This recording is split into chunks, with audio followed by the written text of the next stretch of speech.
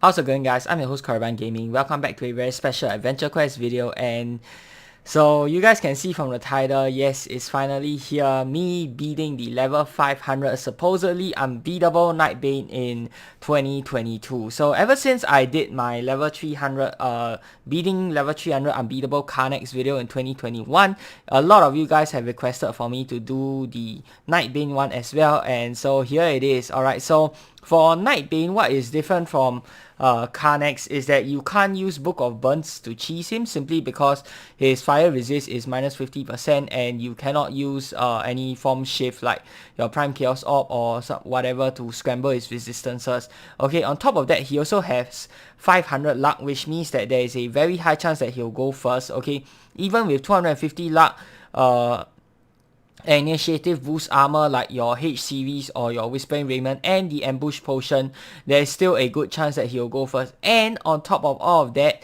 there is also a whole bunch of other guards inside of this stupid house. Okay, so whoever it is the owner of this house. I think it's a staff member. Please remove all your other guards, so people who want to try out Nightbane don't have to go through the torture of going and then fleeing from all of your house guards or fighting through all of them before they finally get Nightbane. The sequence in which they come out is completely random, so it might take you a few tries. In fact, the charging for Kindred actually didn't take very long. The Kindred charging took like 20 minutes to half an hour, whereas searching for Void Nightbane in his house guards and also ensuring that we are able to get the drop on Void Nightbane, that took like what, 2 to 3 hours. Yeah, oh my god, I started at like before 12 midnight and now it's like 2 a.m 2:25 a.m. Oh my gosh.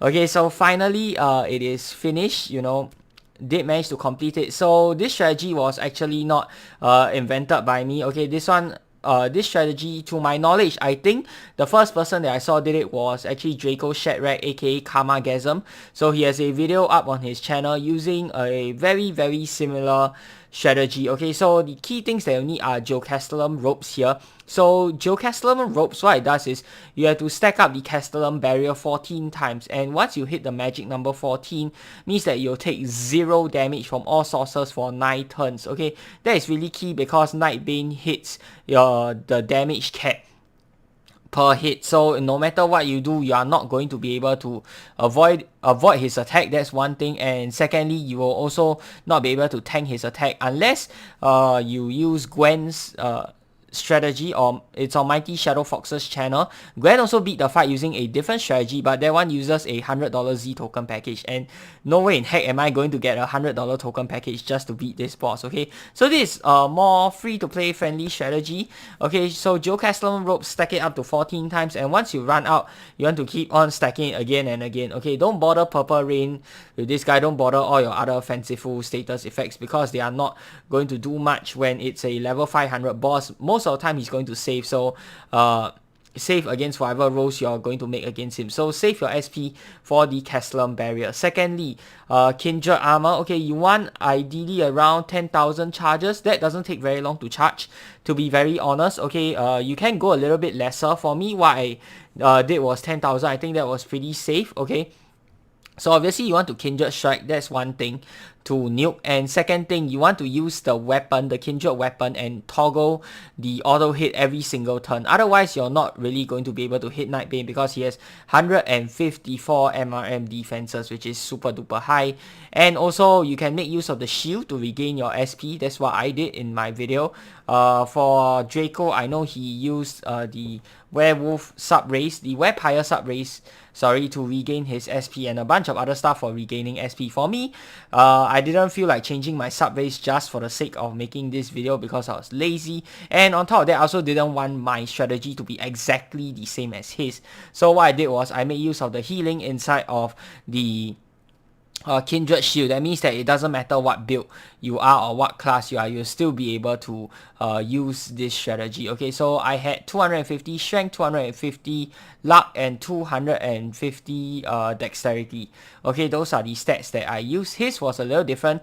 And the last key thing that you want for this strategy is Essence Orb, but not the level 5, not the level 150 version, but the level 5 version. That's right, guys. What you're seeing here is the level 5 Essence Orb, and why you want to use the level 5 Essence Orb is because the resource conversion is much more efficient for the lower levels. If you had some stats trained up in endurance, I guess it wouldn't matter that much, but ideally you want, you know, to train your you want to use the level 5 Essence Orb to make your life a lot easier. So I did this with 0 endurance because I'm using the level 5 Essence Orb, and you can see it's very doable. I did have to use a few potions for healing, but you don't need to use potions. I just potion spam and potion heal because I was lazy.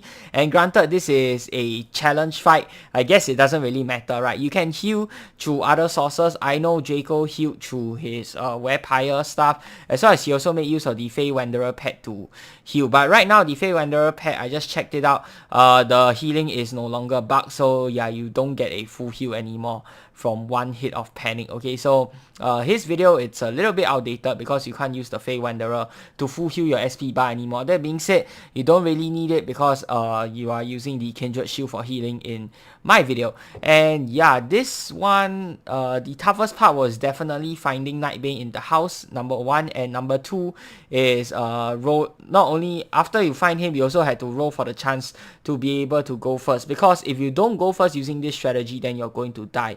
And why you cannot use Paladin or Necromancer's revive ability or the Beastmaster's revive ability here is simple, because you need your HP for your Essence Orb conversion into your Geocastellum barrier, and without enough HP, then you're not going to be able to cast the barrier 14 times before he gets another hit off on you. Okay, you might be able to, it might be very close, but I think you might need to train up 250 endurance if you want to have a chance of surviving the first hit, resurrecting as a Paladin, as a Necromancer, or as a Beastmaster, and then continuing the strategy on from there.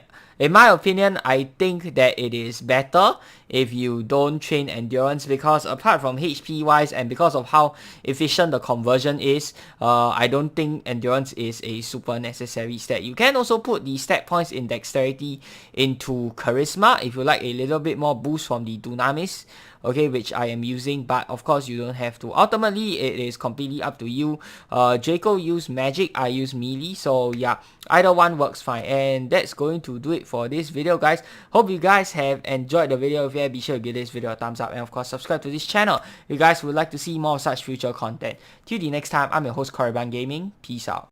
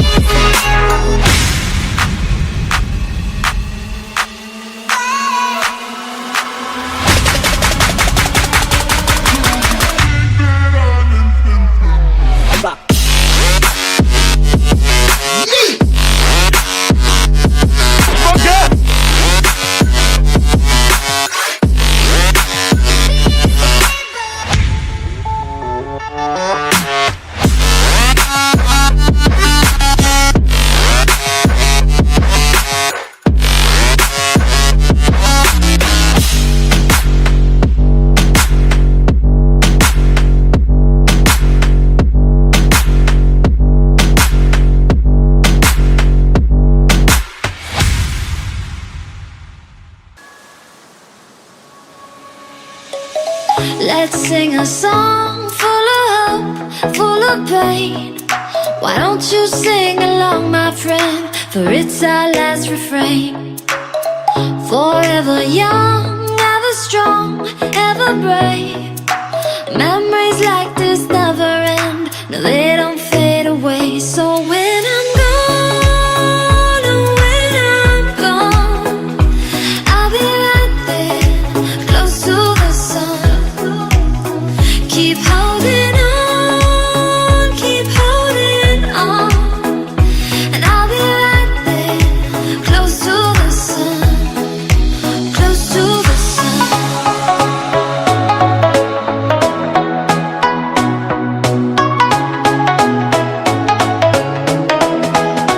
Close to the sun.